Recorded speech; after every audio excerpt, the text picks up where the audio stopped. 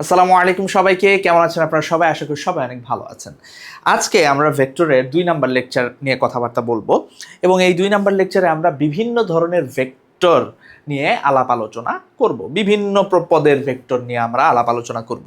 আমরা আগের ক্লাসে ভেক্টর কি, ভেক্টর রিপ্রেজেন্ট করতে হয় কিভাবে, ভেক্টরের কিছু ইম্পর্টেন্ট ফ্যাক্টস, ভেক্টর শিফটিং, এই বিষয়গুলো নিয়ে আলাপ আলোচনা করেছি।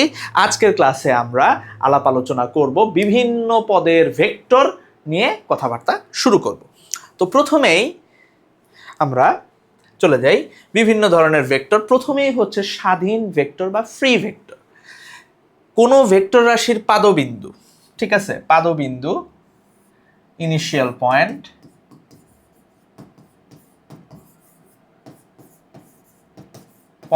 কোথায় হবে তা যদি ইচ্ছা মতো পছন্দ করা যায় তাকে আমরা স্বাধীন ভেক্টর বলি। অর্থাৎ ধরেন একটা ভেক্টর আছে, এই ধরেন একটা ভেক্টর, হ্যাঁ, এই ভেক্টরটা কোথায় থাকবে, এই পাদবিন্দু এইখানে থাকলে এইখানে, এইখানে, এইখানে, এইখানে, এইখানে, এটা যদি ইচ্ছা মতো নির্ণয় করা যায় তাহলে এই ভেক্টরটা, এই ধরেন এটা একটা পি ভেক্টর, এই পি ভেক্টরটা হবে একটা স্বাধীন ভেক্টর। ইচ্ছা মতো এর পাদবিন্দু নির্ণয় করা যায়। তাহলে এই ইচ্ছা মতো নির্ণয় করা যায়, আসলে প্রায় সব ভেক্টরেরই পাদবিন্দু ইচ্ছা মতো নির্ণয় করা যায়। প্রায় সব ধরনের ভেক্টরই স্বাধীন ভেক্টর, শুধু এক ধরনের ভেক্টর বাদে, সেটা হলো পজিশন ভেক্টর বা অবস্থান ভেক্টর ছাড়া। ঠিক আছে, তো আমি একটু যদি খুব সহজভাবে বুঝাই, যে যদি হলো এরকম হয়, এটা নোট আমি এইভাবে লিখে দেই। দেখেন প্রায় সব ভেক্টর, যে সকল ভেক্টরের ভেক্টর শিফট করা যাবে, যে সকল ভেক্টরের ভেক্টর স্থানান্তর করা সম্ভব,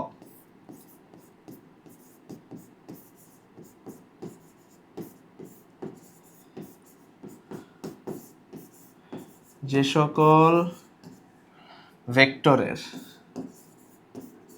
ভেক্টর স্থানান্তর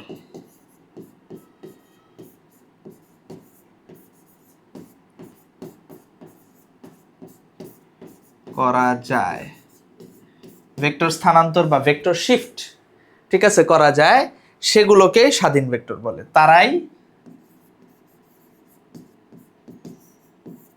স্বাধীন ভেক্টর, স্বাধীন ভেক্টর। ওকে, তাহলে যে সকল ভেক্টরের ভেক্টর স্থানান্তর করা যাবে বা ভেক্টর শিফট করা যাবে তাদেরকে আমরা স্বাধীন ভেক্টর বলবো। তাদেরকে আমরা কি বলবো? স্বাধীন ভেক্টর বলবো। অর্থাৎ এই ভেক্টরগুলোকে যে কোনো জায়গায় আপনি নিয়ে যাইতে পারবেন, ঠিক আছে, শিফট করতে পারবেন, অর্থাৎ এর পাদবিন্দু ইচ্ছা মতো আপনি চুজ করতে পারবেন। ধরেন এই যে ভেক্টরটা আছে, ঠিক আছে, এইটাকে আপনি এইখানে নিয়ে আসতে পারবেন, এইটাকে এইখানে নিয়ে আসতে পারবেন, ঠিক আছে, অর্থাৎ এইটা আপনি পজিশন আপনি ইচ্ছা মতো চেঞ্জ করতে পারবেন এবং এটার যে পাদবিন্দু বা ইনিশিয়াল পয়েন্ট কোথায় হবে আপনি ইচ্ছা মতো চুজ করতে পারবেন। তাহলে এটাই হইল কি ভেক্টর? স্বাধীন ভেক্টর বা লোকালাইজড ভেক্টর। সরি, স্বাধীন ভেক্টর বা ফ্রি ভেক্টর, লোকালাইজ বলতেছি, লোকালাইজ হলো সীমাবদ্ধ ভেক্টর, স্বাধীন ভেক্টর বা ফ্রি ভেক্টর। ক্লিয়ার? এরপর হচ্ছে সীমাবদ্ধ ভেক্টর কি? কোনো ভেক্টরের পাদবিন্দু যদি ইচ্ছা মতো পছন্দ করতে দেওয়া না হয়, অর্থাৎ কোনো নির্দিষ্ট বিন্দুকে পাদবিন্দু হিসেবে ঠিক করে রাখা হয়, তাকে সীমাবদ্ধ ভেক্টর বলে।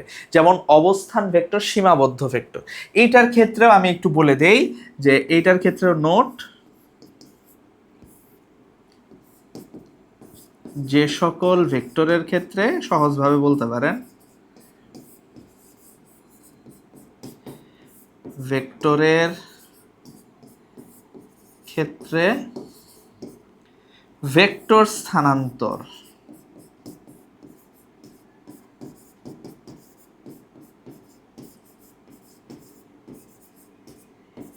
করা যায় না, শিফট করা যাচ্ছে না, তাদের সীমাবদ্ধ ভেক্টর বলে। সীমাবদ্ধ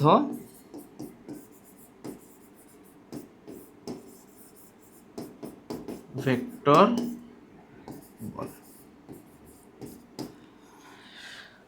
ওকে, যেমন ধরেন আমি যদি একটা এই 2 ডাইমেনশনাল সিস্টেম নেই,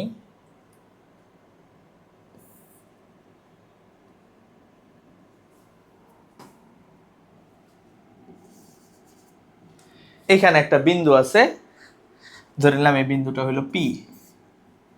হ্যাঁ, তাহলে এই মূল বিন্দু থেকে এইখানে আমি একটা ভেক্টর আঁকলাম, ঠিক আছে, ওপি। এখানে এটা হলো ধরে নিলাম পি ভেক্টর।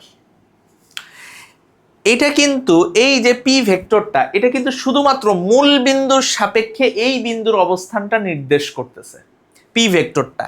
এইখানে আমি কিন্তু এর যে আদি বিন্দু মানে বা ইনিশিয়াল পয়েন্ট, এটা কিন্তু আমি চাইলেই চেঞ্জ করতে পারবো না। এটা কিন্তু এই ব্যবস্থার মূল বিন্দুতেই এর ইনিশিয়াল পয়েন্ট অবস্থান ভেক্টরের ক্ষেত্রে। তাহলে এই অবস্থান ভেক্টরের ক্ষেত্রে ভেক্টর শিফটিং করা যায় না। যেহেতু ভেক্টর শিফটিং করা যায় না, সুতরাং এটা একটা কি সীমাবদ্ধ ভেক্টর বা লোকালাইজড ভেক্টর। বুঝাইতে পারছি ওস্তাদ? বুঝতে পারছেন? জটিল কিছু, কঠিন কিছু না, জটিল বা কঠিন কোনটা একদম পানির লাহান সহজ। বুঝাইতে পারছি? ওকে। এরপর সদৃশ ভেক্টর বা লাইক ভেক্টরস। মনে রাখবেন, সমজাতীয় দুই বা ততোধিক ভেক্টর যদি একই দিকে ক্রিয়া করে তাদের সদৃশ বা সমান্তরাল ভেক্টর বলে। ঠিক আছে, সহজ কথা, জাত একই, দিক একই, মান সমান হইতেও পারে, নাও হইতে পারে। সহজ কথা, জাত এক মানে কি, ধরেন যদি বল হয় তাহলে দুইটাই বল হইতে হবে। ঠিক আছে, যদি বেগ হয় দুইটাই বেগ হইতে হবে। যেমন ধরেন এই দিক বরাবর একটা ভেক্টর ধরে নিলাম v1, এটা একটা বেগ। এই দিক বরাবর আরেকটা ভেক্টর ধরে নিলাম v2, এটা একটা বেগ। এরা দুইটা হইল সদৃশ ভেক্টর। কারণ কি, এদের দুইজনের জাত একই, জাত এক, দিক এক, মান সমান হইতেও পারে, নাও হইতে পারে। অর্থাৎ জাত এক এবং দিক এক এই দুইটারে যদি স্যাটিসফাই করে ফেলে একাধিক ভেক্টর, তবে তারা সদৃশ ভেক্টর বা লাইক ভেক্টরস। মান সমান হইলেও প্যারা নাই, না হইলেও প্যারা নাই। কিন্তু যদি মান সমান হয় তখন সেটাকে আমরা আরেকটা জিনিস বলতে পারবো, সেটা হলো সমান ভেক্টর। বুঝতে পারছি? এই যে সমান ভেক্টর, যদি মান সমান, হ্যাঁ, মান সমান হইতেও পারে, নাও হইতে পারে। এইখানে নোট, যদি মান সমান হয়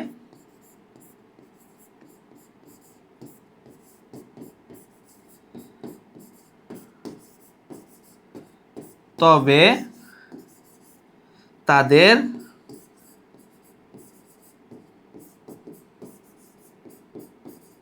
সমান ভেক্টর,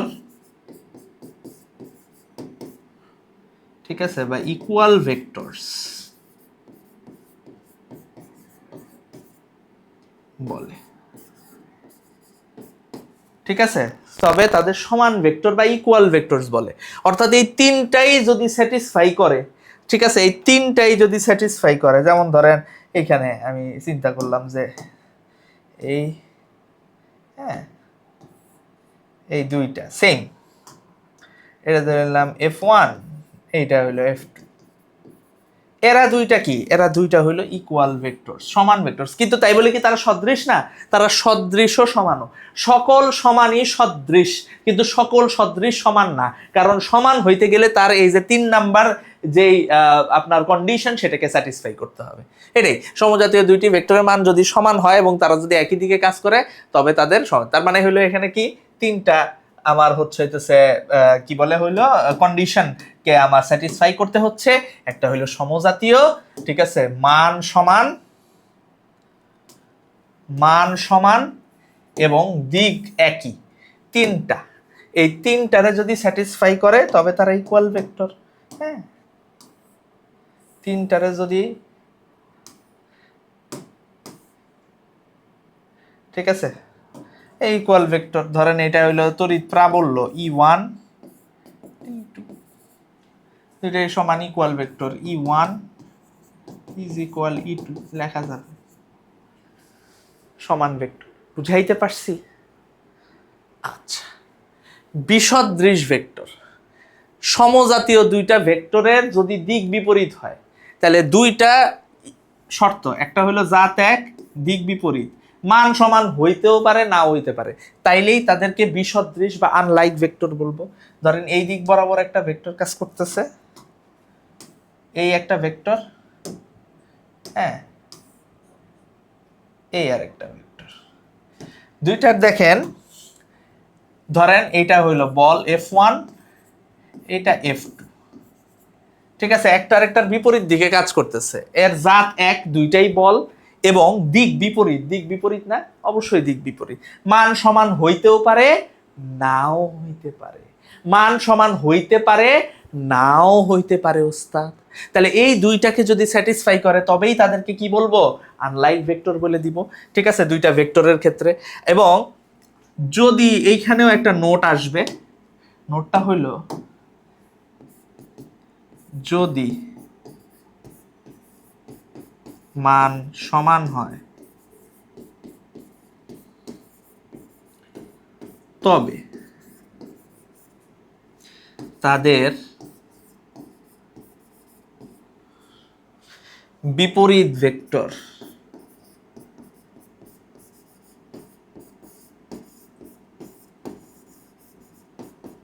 ভেক্টর বা অপোজিট ভেক্টর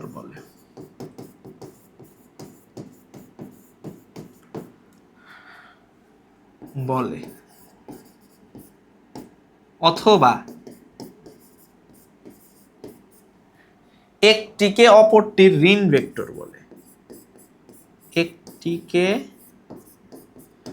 অপরটির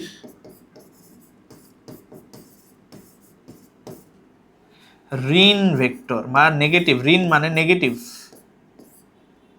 ঋণ ভেক্টর, নেগেটিভ ভেক্টর বলে।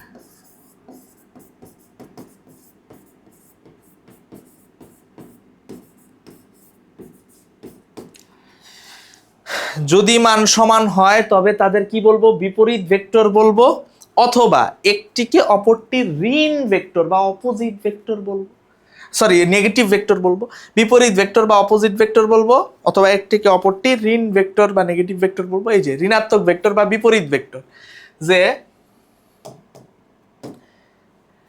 ঠিক আছে কোনো ভেক্টরকে ধনাত্মক ধরলে তার বিপরীত দিকে সমমানের সমজাতীয়, ঠিক আছে সমমানের বিপরীত দিকে থাকতে হবে, একটা আরেকটা সমমানের হইতে হবে এবং সমজাতীয় হইতে হবে। তাহলে কি, জাত একই, দিক বিপরীত এবং মান সমান, তিনটাই যদি হয় তাহলে তাদেরকে আমরা কি বলবো, ঋণাত্মক ভেক্টর বলবো। যেমন ধরেন এই একটা ভেক্টর, এই আর একটা ভেক্টর, তাহলে একটা আর একটা ঋণাত্মক ভেক্টর, বুঝতে পারছি? F1 F2, হ্যাঁ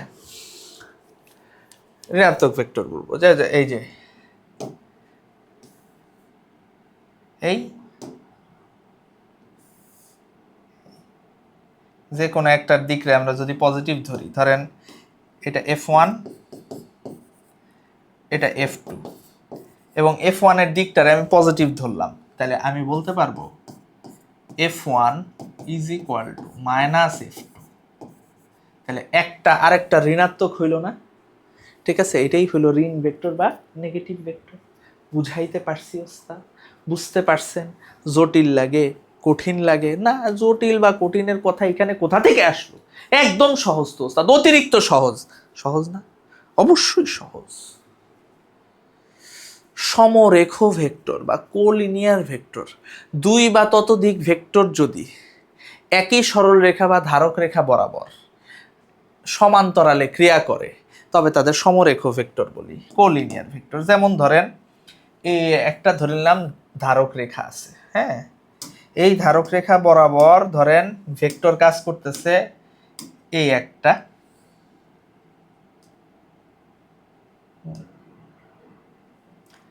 ভেক্টর এই আর একটা ভেক্টর, হ্যাঁ এটার কালার চেঞ্জ করে এরকম দিয়ে দিলাম, হ্যাঁ তো এটারে একটু ছোট বানায় দিলাম।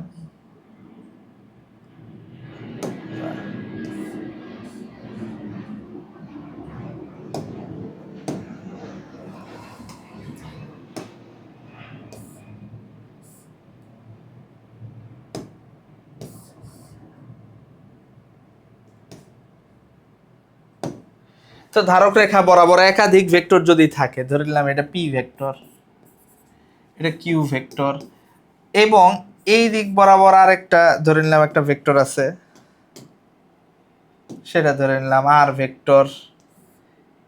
আর ভেক্টরটা কিন্তু একই, এদের সমান্তরালে আছে না, এই দুইটার সমান্তরালে আছে না, তাহলে এরাও সমরেখ ভেক্টর। কারণ কি, এইটারে প্যারালাল শিফট করে এই ধারক রেখা বরাবর আনা যাবে, এইটারে কিন্তু প্যারালাল শিফট করে আপনি এই যে ধারক রেখা বরাবর নিয়ে আসতে পারবেন। এগুলাকে আমরা কি বলবো, সমরেখ ভেক্টর বা কোলিনিয়ার ভেক্টর। সমরেখ ভেক্টর বা কোলিনিয়ার ভেক্টর বলতে পারবো। বুঝাইতে পারছি ওস্তাদ? জটিল কিছু, কঠিন কিছু? জটিল বা কঠিন কোনোটাই একদম পানির মতো সহজ। সমতলীয় ভেক্টর, দুই বা ততোধিক ভেক্টর যদি একই সমতলে অবস্থিত হয়, ঠিক আছে, দুই বা ততোধিক ভেক্টর, ধরেন একটা প্লেন আছে, ধরেন একটা প্লেন আছে, হ্যাঁ,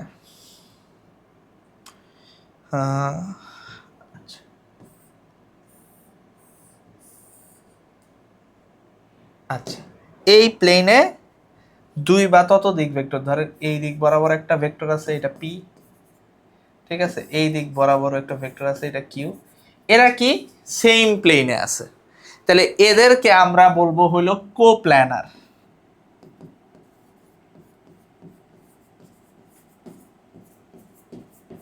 ভেক্টর সেম প্লেনে থাকলে একটা কথা মনে রাখবেন, একই সমতলে থাকার বিষয়ে একটা কথা মনে রাখবেন, নোট, দুটি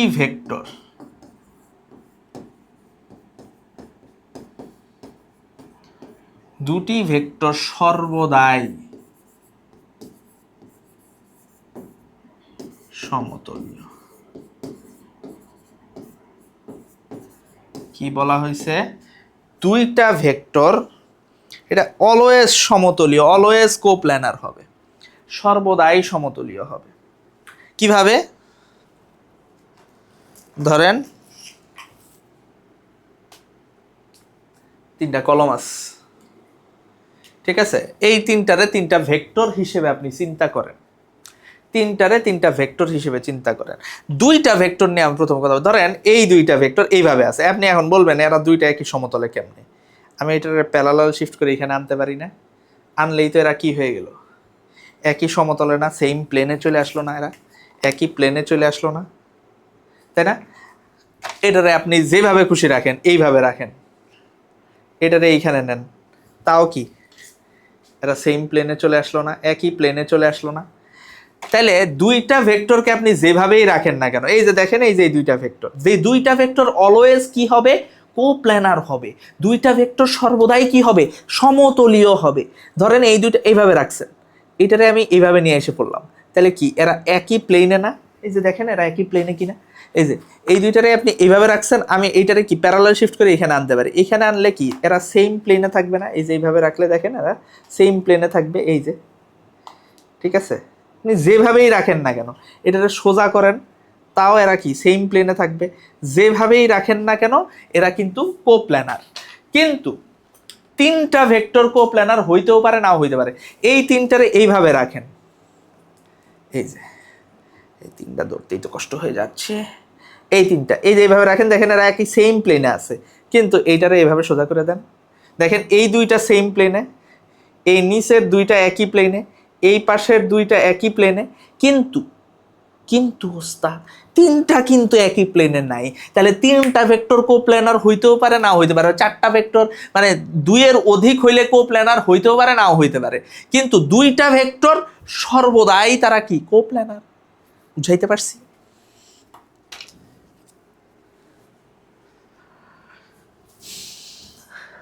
আচ্ছা, সঠিক ভেক্টর বা প্রপার ভেক্টর, যে সকল ভেক্টরের মান শূন্য নয়, যে সকল ভেক্টরের মান শূন্য নয় তাদেরকে আমরা কি বলবো, সঠিক ভেক্টর বা প্রপার ভেক্টর। ধরেন একটা ভেক্টর যেটার মান শূন্য না, ধরেন এফ একটা ভেক্টর, F1 5 নিউটন নর্থ, উত্তর দিকে কাজ করতেছে, এটা কিন্তু একটা প্রপার ভেক্টর, ঠিক আছে, এটা ধরে নিলাম F1, হ্যাঁ, এটা শূন্য না। যে ভেক্টরের মান শূন্য, ঠিক আছে, তাকে নাল ভেক্টর বা শূন্য ভেক্টর বলে। একটি ভেক্টরের সাথে তার বিপরীত ভেক্টর যোগ করে বা দুটি সমান ভেক্টর বিয়োগ করে নাল ভেক্টর পাওয়া যায়। দুইটা বিপরীত ভেক্টর ধরেন এই দিক বরাবর 10 নিউটন বল কাজ করতেছে, এই দিক বরাবর 10 নিউটন বল কাজ করতেছে, তাহলে আসলে এইখানে কোনো বলই কাজ করতেছে না, এইখানে আসলে নেট ফোর্স এফ নেট এটা হইল 0 নিউটন। এটাই হচ্ছে নাল ভেক্টর। এবং নাল ভেক্টরটা একটা পয়েন্টের মতো, এটার কোনো নির্দিষ্ট দিক নাই। এটা ভেক্টর মানে এটা মান যখনই ধারণ করবে তখনই দিক চলে আসবে, কিন্তু যেহেতু মান 0 সুতরাং এটা একটা কি, একটা পয়েন্টের মতো। বুঝাইতে পারছি? ওকে। নাল ভেক্টরের পাদবিন্দু শীর্ষবিন্দু একই বিন্দুতে হয়। নাল ভেক্টরের কোনো সুনির্দিষ্ট দিক নেই। নাল ভেক্টরকে সাধারণত নাল ভেক্টরকে এইভাবে 0 লিখে ভেক্টর চিহ্ন দিয়ে এইভাবে প্রকাশ করা হয়। এটা একটা নাল ভেক্টর। বুঝাতে পেরেছি ওস্তাদ? তার মানে কি, একই মানের দুইটা বিপরীত ভেক্টর, অর্থাৎ দুইটা বিপরীত ভেক্টর যদি আমি যোগ করি, দুইটা বিপরীত ভেক্টর মানে কি, ধরেন এই দিক বরাবর কাজ করতেছে F1, এই দিক বরাবর কাজ করতেছে F2। হ্যাঁ, কিন্তু F1 F2 মানেই হইল মাইনাস F1, তাহলে F1 প্লাস মাইনাস F1 এই দুইটারে আমি যদি যোগ করি তাহলে কি পাবো?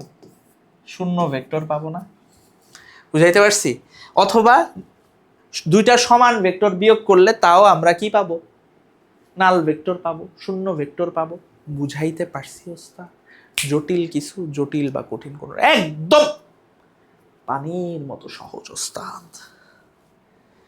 একক ভেক্টর বা ইউনিট ভেক্টর, কোনো ভেক্টরের মান যদি 1 হয় তবে তাকে একক ভেক্টর আমরা বলবো। কোনো ভেক্টরের মান 1 হইলে, আচ্ছা একক আমরা কিভাবে পাই? একক যেমন ধরেন আপনারা যদি আমি বলি বলের একক কি, আপনি কি করবেন? 50 নিউটন বল, এটাকে তার মান কত 50 দ্বারা ভাগ করবেন, কত আসবে? 1 নিউটন। এটা কি আমার বল? 1 নিউটনটা আমার কি বলের একক? ঠিক একইভাবে কোনো ভেক্টরকে যদি তার মান দ্বারা ভাগ করি, কোনো ভেক্টরকে যদি তার মান দ্বারা ভাগ করি তাইলেই আমরা একক ভেক্টর পাবো। ঠিক আছে, কোনো ভেক্টরকে আমরা যদি মান দ্বারা ভাগ করি, কিন্তু এই ক্ষেত্রে আমার একটা কন্ডিশন আছে, ভেক্টরটা কি হইতে হবে? ভেক্টরের মান শূন্য হওয়া যাবে না, ভেক্টরের মান অশূন্য হইতে হবে। ঠিক আছে, যেমন হইল ধরেন এই একটা ভেক্টর এ, একে যদি এ ভেক্টরের মান দ্বারা ভাগ করি, মান দ্বারা ভাগ দিলাম, ঠিক আছে, এই যে এইটাকে আমরা ডাকবো কিভাবে? এর মান, এ ভেক্টরের মান বা ম্যাগনিটিউড অফ এ।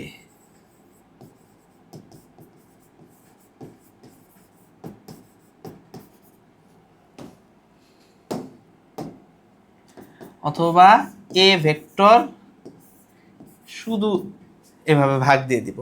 তাহলে এইখান থেকে আমরা কোনো একটা ভেক্টরের উপর, কোনো একটা প্রতীকের উপর টুপি পরায় দিলেই, ক্যাপ চিহ্ন দিলেই সেটা কি হয়? একক ভেক্টর হয়ে যায়। ঠিক আছে, তাহলে প্রতীকের উপর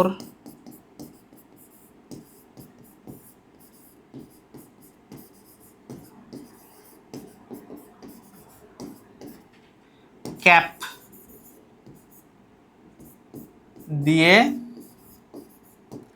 একক ভেক্টর প্রকাশ হয়।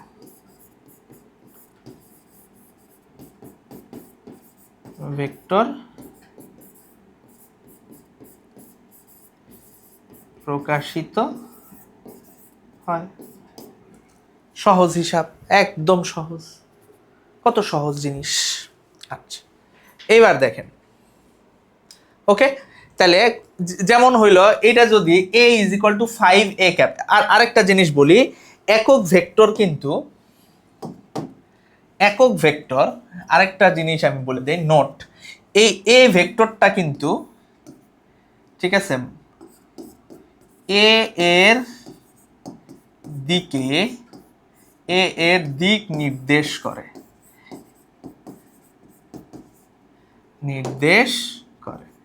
অর্থাৎ একক ভেক্টর কিন্তু মূল ভেক্টরের দিকেই হবে। একক ভেক্টর যেমন হইল এই টোটালটা ধরে নিলাম এ ভেক্টর, এই টোটালটা এ ভেক্টর, ঠিক আছে, এবং এ ভেক্টরের মান হচ্ছে হইল 5 a ক্যাপ। তাহলে এই এ ক্যাপ মানে কি, এই যে এতটুকু হইল এ ক্যাপ। বুঝাইতে পারছি? ক্লিয়ার? তাহলে একক ভেক্টর বুঝাইতে পারছি যে যে ভেক্টরের মান 1 ইউনিট তাকে একক ভেক্টর বলে। আমরা যদি কোনো ভেক্টরকে তার মান দ্বারা ভাগ করি তাইলেই আমরা একক পাবো, ঠিক আছে। এই ম্যাগনিটিউড অফ এ বোঝানোর জন্য দুইটা ওয়ে আছে। একটা ওয়ে হইলো দুই পাশে মডুলাস সাইন দিয়ে দেন, আরেকটা ওয়ে হইতেছে উপর থেকে ভেক্টর চিহ্নটা উড়ায় দেন। তাহলে এই দুইটা সিস্টেমেই আমরা কিন্তু একক ভেক্টর প্রকাশ করতে পারি। বুঝাইতে পারছি একক ভেক্টর বা ইউনিট ভেক্টর কি জিনিস? খুবই সহজ ওস্তাদ, খুবই সহজ। এরপর দেখেন আয়ত একক ভেক্টর। কার্তেশীয় স্থানাঙ্ক ব্যবস্থায় তিনটি ধনাত্মক এক্স ওয়াই ও জেড অক্ষ বরাবর যে একক ভেক্টর বিবেচনা করা হয় তাকে আয়ত একক ভেক্টর বলে। কার্তেশীয় স্থানাঙ্ক ব্যবস্থায় ধরেন এক্স অক্ষ বরাবর যে একক ভেক্টর তাকে আই ক্যাপ হিসেবে চিন্তা করলাম, ঠিক আছে। I cap. কার্তেশীয় স্থানাঙ্ক ব্যবস্থা কি এটা তো জানেন আপনারা, যে ধরেন এইখানে একটা বিন্দু আছে পি বিন্দু, এই পি বিন্দুকে প্রকাশ করা যায়, এটা যেহেতু দ্বিমাত্রিক তাহলে এইটার জন্য দুইটা সংখ্যা দিয়ে প্রকাশ করা যায়। একটা হলো এক্স থেকে দূরত্ব, সেই দূরত্বটাকে আমরা বলি ওয়াই, আরেকটা হলো ওয়াই থেকে দূরত্ব, সেটাকে আমরা কি বলি এক্স। তাহলে এইটা কি এক্স ওয়াই রে, তাহলে এটাই হলো কার্তেশীয় স্থানাঙ্ক ব্যবস্থা। আর যদি ত্রিমাত্রিক হয় তাহলে তিন কোণা এক্স ওয়াই জেড, তাহলে এইটা হলো কি, এটা হচ্ছে, এটা যদি এক্স হয়, এটা যদি জেড হয়, এটা এক্স জেড প্লেন, এটা হলো জেড ওয়াই প্লেন, ঠিক আছে, আর এটা হলো এক্স ওয়াই প্লেন। তাহলে ধরেন এইখানে কোনো একটা বিন্দু আছে, বিন্দুটা এইখান থেকে, তাহলে এই দূরত্বটা কিসের দূরত্ব বলেন তো, এইটা এক্স। এইখান থেকে যে ইলিভেশনটা হইলো এটা কি ওয়াই, ঠিক আছে। আর এই যে ধরেন এই যে সামনে আসছে এইটুকু কি, এইটুকু হইলো জেড। বুঝাইতে পারছি? তাহলে এই এক্স ওয়াই জেড এটা যদি পি বিন্দু হয়, এক্স ওয়াই জেড দ্বারা আমরা এটাকে প্রকাশ করি। হ্যাঁ, তাহলে এটাই হচ্ছে আমার কি কার্তেশীয় স্থানাঙ্ক ব্যবস্থা ওস্তাদ। তো এই কার্তেশীয় স্থানাঙ্ক ব্যবস্থায় যে এক্স অক্ষ বরাবর, ধনাত্মক এক্স অক্ষ বরাবর একটা একক ভেক্টর ধরা হয়, ঠিক আছে। ধনাত্মক ওয়াই অক্ষ বরাবর একটা একক ভেক্টর জে ক্যাপ, ধনাত্মক জেড অক্ষ বরাবর একটা একক ভেক্টর কে ক্যাপ ধরা হয়। এই I cap, J cap, K cap, ঠিক আছে, এই তিনটারে আমরা বলি আয়ত একক ভেক্টর, ঠিক আছে। এরাই হইল আয়ত একক ভেক্টর বা rectangular unit vector. Rectangular unit আয়ত একক ভেক্টর। বুঝাইতে পারছি? দেখেন এখানে যদি একটা ভেক্টর আছে পি ভেক্টর ধরে নেন, ঠিক আছে, আমি গাঢ় একটা কালি দিয়ে দেখি, লাল কালি, হ্যাঁ, এই একটা ভেক্টর পি ভেক্টর আছে, হ্যাঁ, এই পি ভেক্টর আছে, এটা ধরে এক্স অক্ষ বরাবর, এটা ওয়াই অক্ষ ধরছে, তো আমরা একটু চেঞ্জ করে দিই, হ্যাঁ, একটু চেঞ্জ করে দিই, এটারে ওয়াই না দিয়ে এটারে এক্স দিব,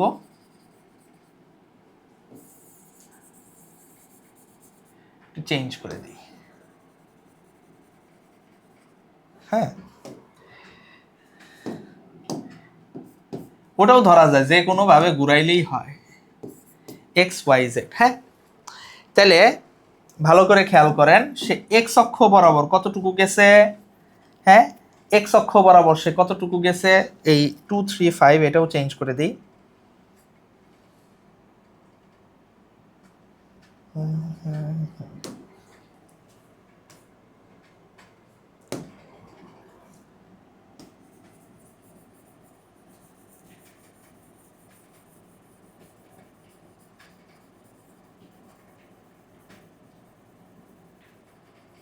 এটাও একটু চেঞ্জ করি, হ্যাঁ। আচ্ছা, এবার দেখেন এক্স অক্ষ বরাবর 3 একক গেছে, তাহলে 3, ওয়াই অক্ষ বরাবর 5 একক গেছে, তাহলে 5, জেড অক্ষ বরাবর 2 একক গেছে 2। হ্যাঁ, তাহলে 3, 5, 2। তাহলে এই যে এক্স অক্ষ বরাবর যে 3 একক গেল, ঠিক আছে, তাহলে এইটা 3 একক মানে 3i পরিমাণ গেছে, এইটুকু ধরেন আই ক্যাপ, তাহলে 3i ক্যাপ পরিমাণ গেছে। ওয়াই অক্ষ বরাবর এটা কি জে ক্যাপ, তাহলে 5 একক গেছে, তাহলে কি 5j ক্যাপ। জেড অক্ষ বরাবর এটা হলো কে ক্যাপ, তাহলে 2 একক আসছে, তাহলে এইটা কি 2k ক্যাপ। তাহলে এই যে পি ভেক্টর, এটাকে আমরা কিভাবে লিখতে পারবো, যে 3i cap plus 5j cap plus 2k cap.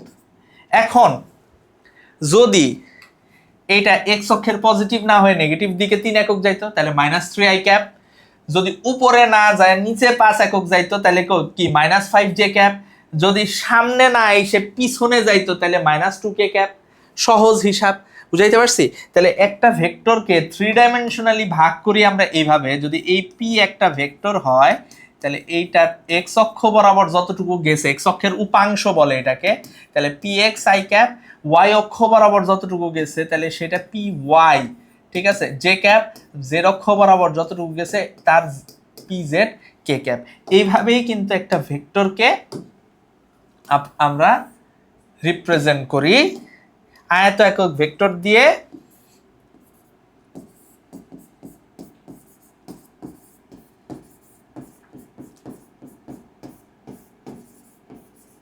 ভেক্টরের মাধ্যমে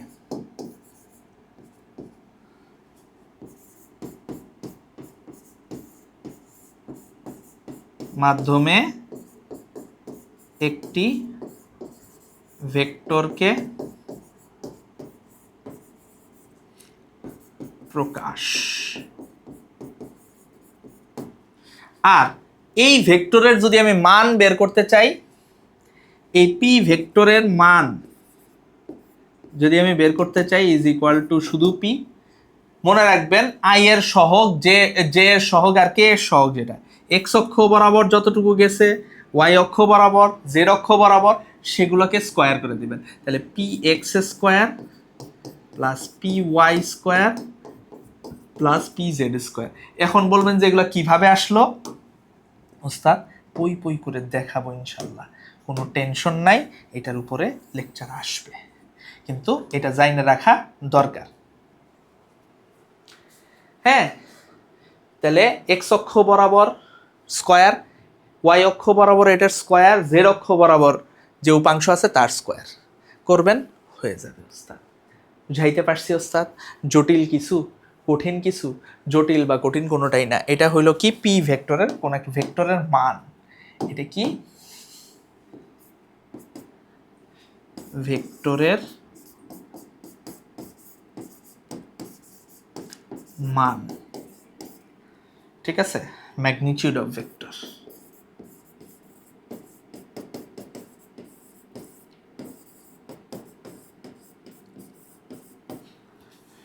ক্লিয়ার? এতটুকু বুঝতে পারছেন? কঠিন লাগে, জটিল লাগে ওস্তাদ? সহজ ওস্তাদ, একদম সহজ। অবস্থান ভেক্টর, প্রসঙ্গ কাঠামোর মূল বিন্দুর সাপেক্ষে কোন বিন্দুর অবস্থান যে ভেক্টর দিয়ে নির্দেশ করা হয়। তো ধরেন এইটা একটা প্রসঙ্গ কাঠামো,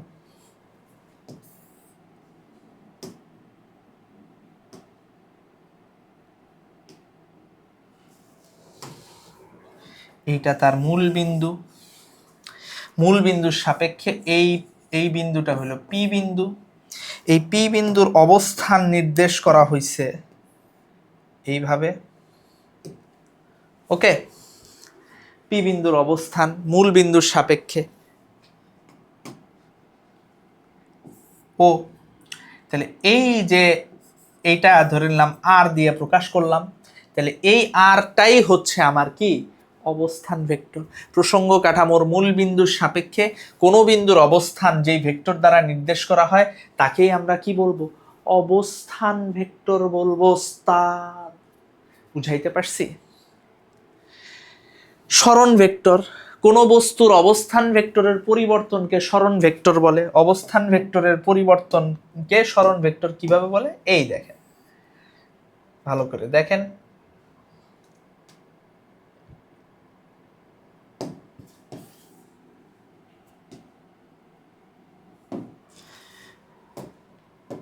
ধরেন প্রথমে এই বিন্দুতে ছিল পি, তারপর এই বিন্দুতে আসছে কিউ। একটা বস্তু পি থেকে কিউতে আসছে, ভালো করে বুঝেন। একটা বস্তু পি থেকে কিউতে আসছে, তাহলে পি থেকে কিউতে এটা তার সরণ ভেক্টর, এটা আমার এস, ঠিক আছে? এস, অথবা ডেল আর দিয়েও আপনি লিখতে পারেন, ডেল আর। ওকে, তাহলে এইখানে আমার পি বিন্দুর অবস্থান ভেক্টর হইল এই, আর কিউ বিন্দুর অবস্থান ভেক্টর হইল এইটা হচ্ছে আর আই, ইনিশিয়াল পজিশন ভেক্টর প্রথমে যেখানে ছিল, এটা হইল ফাইনাল পজিশন ভেক্টর শেষে যেখানে ছিল, ঠিক আছে? এখন দেখেন এটা কিন্তু একটা ত্রিভুজ হয়ে গেছে। আপনাদেরকে ভেক্টর যোগের ত্রিভুজ সূত্র পরে পড়াবো, কিন্তু তাও আগে একবার বলে দেই যে একটা যদি ত্রিভুজ থাকে, ঠিক আছে, একটা যদি ত্রিভুজ থাকে, একটা ত্রিভুজের তিনটা বাহু দ্বারা যদি তিনটা অ্যাঙ্গেল আমি বুঝাইতে পারি, ধরেন এইটা পি, এটা কিউ, এটা আর। মনে রাখবেন সেম অর্ডারে যারা যারা আছে, পি আর কিউ সেম অর্ডারে, অপোজিট অর্ডারে কে আছে? আর। তাহলে এই দুইটার লব্ধি মানে ভেক্টরের ক্ষেত্রে লব্ধি মানে যোগফল, মানে যতটুকু কার্যকর হইতেছে এই দুইটার লব্ধি P plus Q is equal to হবে অপোজিট অর্ডারে যে কাজ করতেছে তার সমান। যেই দুইটা সেম অর্ডারে কাজ করতেছে সেই দুইটার লব্ধি কি হবে? অপোজিট অর্ডারে যেই ভেক্টরটা কাজ করতেছে সেটার সমান। তাহলে এই জায়গায় আপনারা খেয়াল করেন সেম অর্ডারে কাজ করতেছে কারা কারা? এই যে R I R del R, আর অপোজিট অর্ডারে কে? আর এফ, তাই না? তাহলে আপনি দেখেন এই জায়গায় আমি এই হিসাবে লিখতে পারি R I plus del R is equal to কি? আর এফ, ঠিক কিনা? তাহলে del R is equal to লিখতে পারি না R F minus R I, ঠিক আছে? তার মানে কি? শেষ অবস্থান ভেক্টর মাইনাস আদি অবস্থান ভেক্টর। আর এফ মানে কি? শেষ অবস্থান ভেক্টর, ফাইনাল পজিশন ভেক্টর,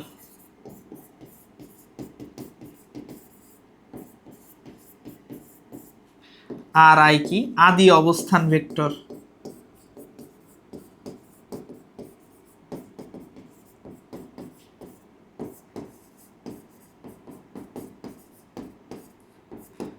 বা ইনিশিয়াল পজিশন ভেক্টর। কত সহজ, বুঝতে পারছেন? জটিল কিছু, জটিল বা কঠিন কোনোটাই না, একদম পানির মতো সহজ। ক্লিয়ার কিনা? বুঝতে পারছেন কিনা? ক্লিয়ার? একদম সহজ, একদম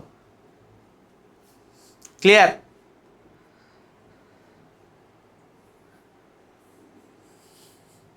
ক্লিয়ার? ওকে। বিপ্রতীপ ভেক্টর, সমজাতীয় দুটি সমান্তরাল ভেক্টরের মান যদি একটি অপরটির গুণোত্তর বিপরীত হয়, ঠিক আছে,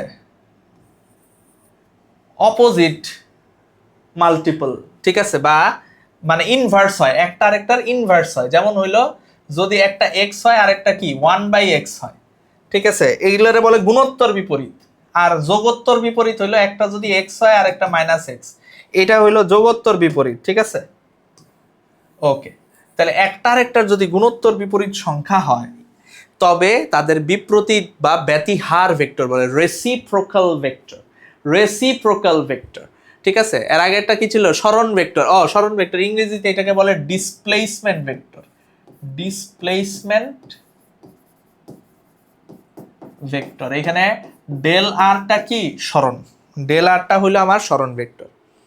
আচ্ছা, বিপ্রতীপ ভেক্টর বা রেসিপ্রোকাল ভেক্টর, একটা আরেকটার গুণোত্তর বিপরীত। যেমন হইলো এ যদি হয় 7i, তাহলে বি হবে কি 1/7i।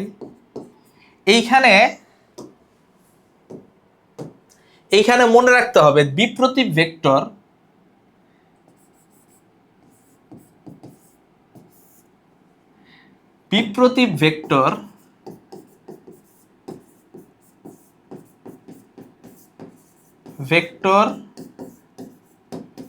ভেক্টর অবশ্যই ভেক্টর দ্বয় অবশ্যই একই দিকে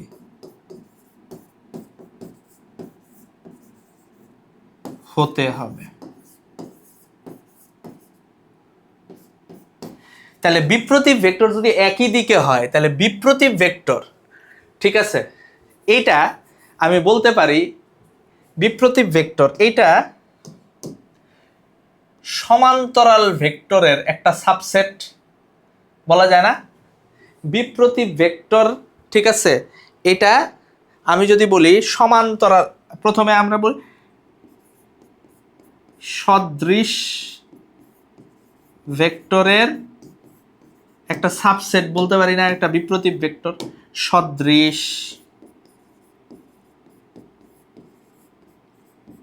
ভেক্টর বা সমান্তরাল ভেক্টর,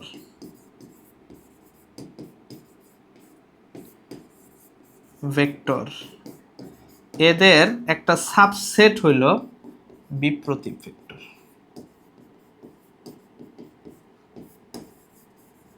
বলতে পারি? অবশ্যই বলতে পারি, ঠিক আছে। বিপ্রতীপের ক্ষেত্রে এক্সট্রা একটা আমার কি অ্যাড হয়, যে একটা আরেকটার গুণোত্তর বিপরীত হতে হবে, এটা এক্সট্রা একটা কন্ডিশন অ্যাড হয়। বাকি সকল ক্ষেত্রে যেহেতু একটা আরেকটার গুণোত্তর বিপরীত, দুইটা একই টাইপের ভেক্টর হবে এবং দুইটা একই দিকে যেহেতু কাজ করতেছে, তাহলে সমান্তরাল বা সমরেখ বা সদৃশ বলা যাবে। এবং বিপ্রতীপ ভেক্টর অবশ্যই এই সদৃশ সমান্তরাল ভেক্টরের সবগুলা শর্ত স্যাটিসফাই করে ও এক্সট্রা একটা শর্ত স্যাটিসফাই করে যে একটা আরেকটার গুণোত্তর বিপরীত। বুঝাইতে পারছি? আচ্ছা, এবার দেখেন একটা প্রশ্ন আছে, p is equal to 2i plus 3j ভেক্টরটির বিপ্রতীপ ভেক্টর নির্ণয় করো।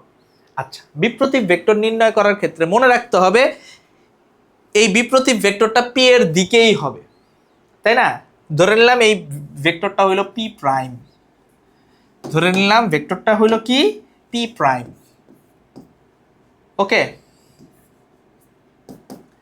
আচ্ছা, p প্রাইম এর মান p এর মানের গুণোত্তর বিপরীত। তাহলে p এর মানের গুণোত্তর বিপরীত মানে কি?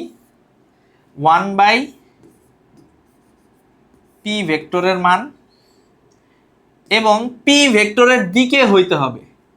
তাহলে p ভেক্টরের দিক প্রকাশ করে কি? ভেক্টরের দিক প্রকাশ করে তার একক ভেক্টর। এই যে একটু আগে পড়ছি আমরা, এই যে এর দিক প্রকাশ করে কি? তার একক ভেক্টর, পড়ছি না?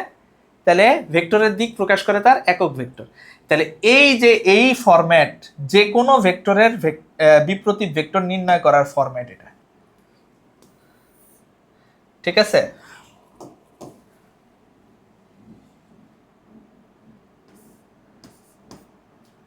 বিপ্রতীপ ভেক্টর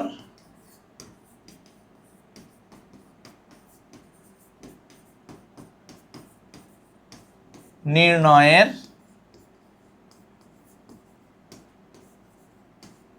ফরম্যাট, ঠিক আছে। বিপ্রতীপ ভেক্টর নির্ণয়ের ফরম্যাট এটি। তাহলে এটা যদি হয় তাহলে p প্রাইম হবে 1/p এর মান, p এর মান কত? 2 আর 3, তাহলে √2 স্কয়ার প্লাস 3 স্কয়ার। ওকে, p এর মান i এর সহগের স্কয়ার প্লাস j এর সহগের স্কয়ার, একটু আগে আমরা দেখাইছি। আর এই p ক্যাপ এর মানে কি? পি ভেক্টর বাই পি ভেক্টরের মান বলা যায়, তাহলে 1/√2² 9 √13 ইন্টু পি ভেক্টর কত, twice I cap plus 3 j cap. P ভেক্টরের মান কত, এই √13 একটু আগে বের করলাম, √13 কি হবে 13, তাহলে 2/13 I cap plus 2/13 j cap. এটাই হচ্ছে আমার কি বিপ্রতীপ ভেক্টর নির্ণয়ের ফরম্যাট। ঠিক আছে, এটাই হচ্ছে পি ভেক্টরের বিপ্রতীপ ভেক্টর পি প্রাইম। হ্যাঁ, 2/13 I cap plus 2/13 J cap. বুঝাইতে পারছি? এটারে আরেকটু, এই ফরম্যাটটাকে আরেকটু সিম্পলিফাই করতে পারি আমি। এই যে P is equal two P prime is equal two, তাহলে পি ক্যাপ মানে কি, পি ভেক্টর বাই পি, ঠিক কিনা, পি ভেক্টর বাই পি, তাহলে পি ভেক্টর বাই পি ভেক্টরের মানের স্কোয়ার। এটারও আমরা বিপ্রতীপ ভেক্টর নির্ণয়ের ফরম্যাট হিসেবে বলতে পারি। হ্যাঁ, এটাই মানে একই জিনিস আসলে। হ্যাঁ, ওকে, বুঝাইতে পারছি বিপ্রতীপ ভেক্টর কিভাবে বের করতে হয়। তো আমার মনে হয় যে এই যে বিভিন্ন ধরনের বিভিন্ন পদের যে ভেক্টর, সেই ভেক্টরগুলো সম্পর্কে যা যা আমাদের দরকার সেগুলো সম্পর্কে আমরা মোটামুটি আইডিয়া পেয়ে গিয়েছি। এরপরে আমরা আস্তে আস্তে আস্তে আস্তে ভেক্টর যোগ, ভেক্টর বিয়োগ এগুলো নিয়ে আলাপ আলোচনা করব। তো ততক্ষণ পর্যন্ত সবাই ভালো থাকবেন, সুস্থ থাকবেন। আসসালামু আলাইকুম ওয়া রাহমাতুল্লাহি ওয়া বারাকাতুহু।